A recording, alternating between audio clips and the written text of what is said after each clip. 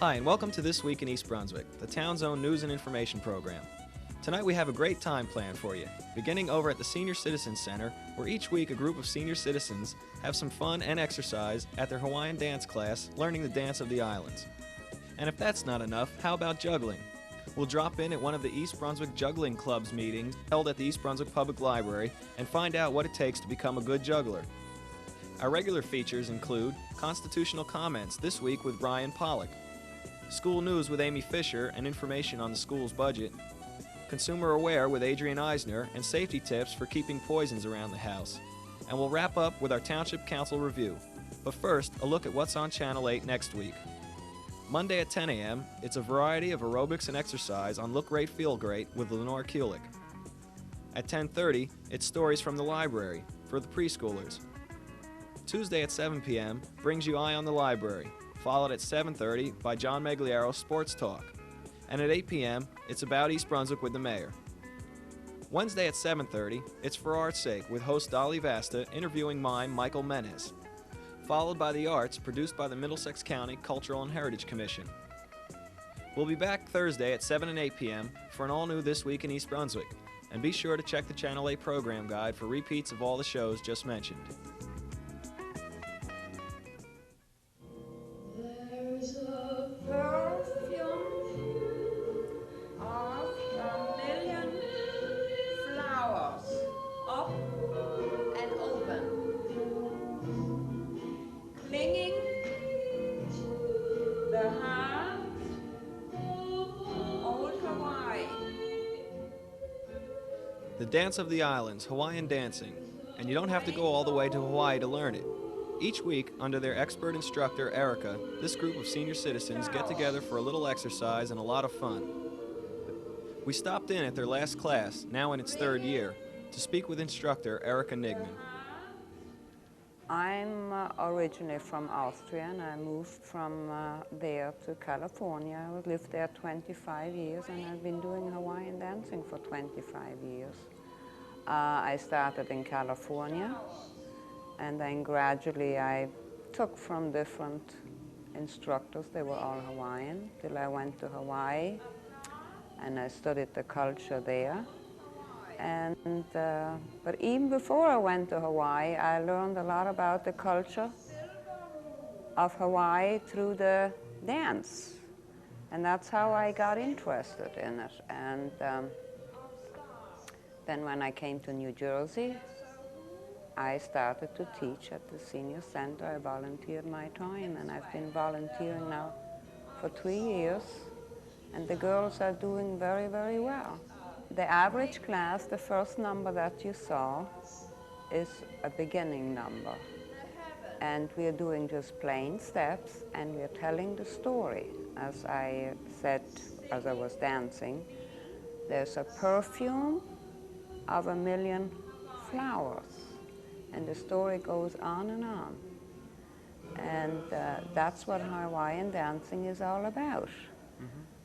It's very good for your mind and your body, because all songs of Hawaii are beautiful. They all tell of the beautiful sky, the sun, the flowers, and everything is love. That's why Hawaiian dancing is so beautiful. We're going to the hooky love. Everybody loves the hooky love. Where the lava is the kaka at the hooky love. We'll throw our nets out into the sea, and all the umma come swimming to me. Oh, we're going to the hooky love. Hooky love.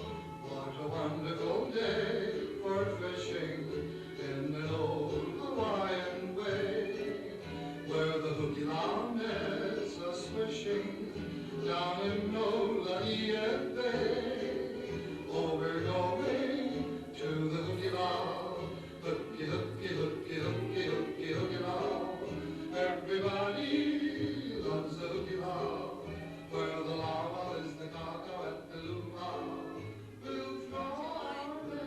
My name is Pearl Reff. I'm a senior citizen, and I enjoy Hawaiian dancing. I joined 3 years ago, and it's been nothing but fun, fun, fun.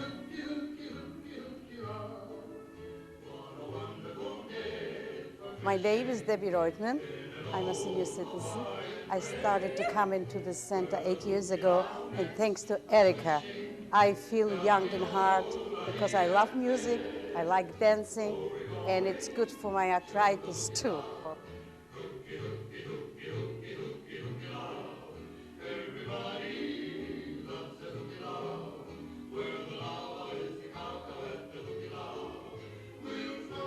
I'm Thelma Lucas, a senior citizen here in East Brunswick, and I too joined 3 years ago, and I enjoy the exercise that this dancing gives us. And if you have a husband that doesn't dance, why, this gives you a chance to dance without him. In my class today was Thelma, Pearl, Julie, and Debbie. But everybody is welcome to come. Anybody that wants to come in and join in. And it's very easy exercise. It takes a little coordination, but everybody seems to love it. We do perform, and we perform at different functions at senior centers. The last song that we done was To You, Sweetheart Aloha. It's usually a song done that's at the end of a show, and it tells that everybody is happy to meet everybody and they hope that we see each other again.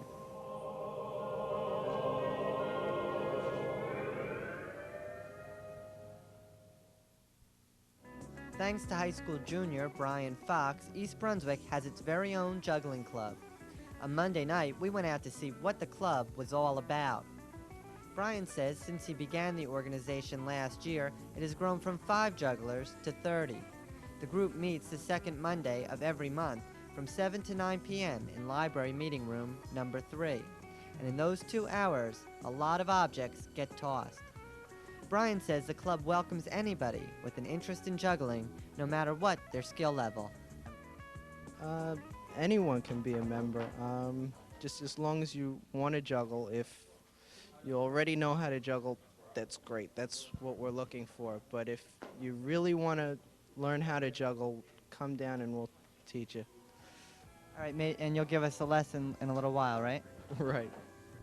As promised, here's Brian with some quick tips on how to get started with juggling. All right, when you start out juggling, you don't start with 3. Start with just 1. Toss it back and forth. You want to throw it about eye level between your hands. Just back and forth. Get used to it. Make your throws steady. Then you start with 2 balls. Second ball, you wait till the first ball is up about here, coming down. You just throw it, it's coming down. You throw the next ball. 1, 2.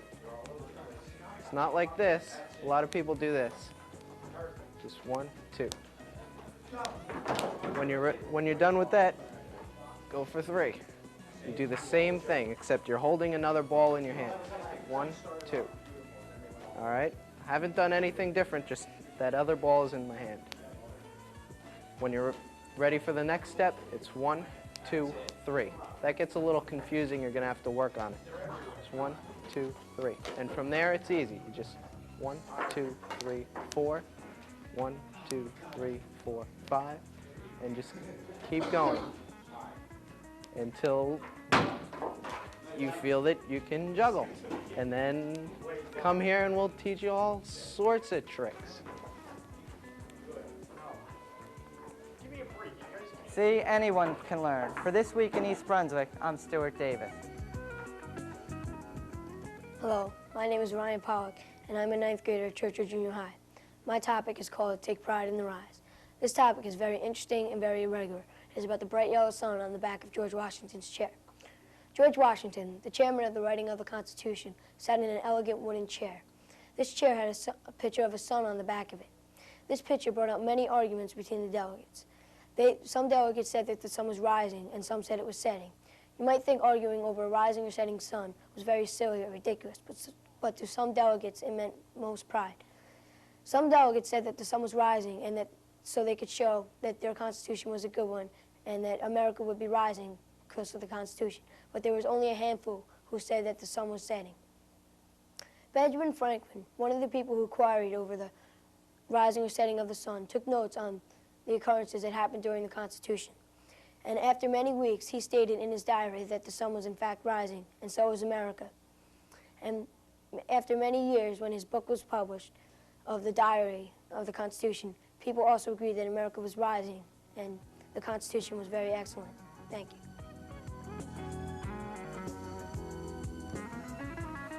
Hi, I'm Amy Fisher, and I'm the Information Officer for the school system. Today, we're going to be talking about the 1988-89 school budget. And with me is Dr. Evelyn Ogden, our Deputy Superintendent, and Jean Poquette, our School Business Administrator. Jean, the Board of Education adopted the final 88-89 school budget on March the 10th. How much is that budget? It's approximately $48,300,000. And that's about $6 million higher than last year's budget. Right. And can you tell us the reasons for some of the major increases in the budget? Sure. By far the single largest part of our budget is the salary accounts, and due to recent negotiations and that's increasing approximately $3 million, or half of the $6 million is being contributed to that. You have what we call fixed charges. There's been a rather major increase in the Social Security rate from 7.15% to 7.51%, plus the maximum, and of course we have to contribute towards the employee Social Security taxes. That represents a large amount. And our health benefits are using up a rather large portion of that increase. In addition to that, the capital outlay budget, which is going up itself about $1,300,000 approximately, is also a factor in the total increase. Some of the major projects in the capital outlay section includes complete replacement of a boiler at Memorial School, underground gas pipes and oil lines, which is approximately a $90,000 item all by itself, and total replacement of all the windows in Bow Monroe School. And those are items that people don't usually associate with education, but they have to be done to keep a school district running. Oh yes, when you have 11 buildings, and you have to keep them in good operating condition, because if you let that type of a thing slide, it really catches up with you down the line, and you could be looking at much more significant increases than we're looking at right now. Evelyn, what about some of the educational programs that are going to be happening because of this budget? Oh, well, probably the major thing is that the elementary enrollment is going up significantly next year, about 270 students. That'll be offset a little bit by decreases at the high school, but at the elementary level, we'll be adding elementary teachers, so that's a good portion of the budget.